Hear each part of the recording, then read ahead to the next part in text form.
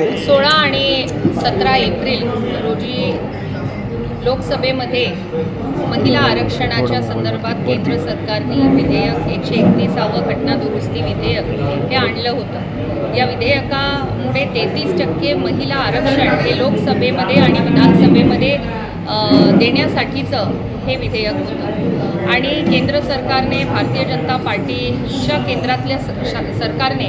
नेहमीच महिलांच्या हिताचं, महिला सक्षमीकरणाचं काम आदरणीय मोदीजींच्या नेतृत्वात यापूर्वीसुद्धा केलेलं आहे आणि त्याचाच भाग म्हणून हे देखील विधेयक महिलांना आरक्षण लोकसभेत आणि विधानसभेत जे आजपर्यंत मिळालेलं नाही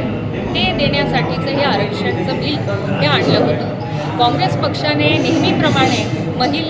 महिलांच्या विरोधातली भूमिका घेत या बिलाच्या विरोधात त्यांनी मतदान केलं आणि त्यांच्यासोबतच TMC आहे, RJD आहे, DMK, समाजवादी पक्ष हे जे विरोधी पक्षातील जे घटक पक्ष आहे यांनीसुद्धा या विधेयकाच्या विरोधात हे केवळ शासनाने आणलेलं विधेयक म्हणून विरोध केला नाही, तर मुळातच हे सर्व जे विरोधातले जे पक्ष आहे हे महिला विरोधी पक्ष आहे आणि त्यांनी एवढे वर्ष काँग्रेसचं सरकार देशात होतं, कधीच त्यांनी महिलांच्या आरक्षणाचं त्यांनी विचार केला नाही, विधानसभेत नाही, लोकसभेत नाही। परंतु जेव्हा भारतीय जनता पार्टीने मोदीजींच्या नेतृत्वात हे 33% आरक्षणाचं विधेयक आणलं तर अत्यंत तीव्र विरोध करत हे विधेयक त्यांनी नामंजूर केलं आणि नामंजूर केल्यानंतर अक्षरशः त्यांनी त्या ठिकाणी बाकं वाजवून आनंद उत्साह साजरा केला।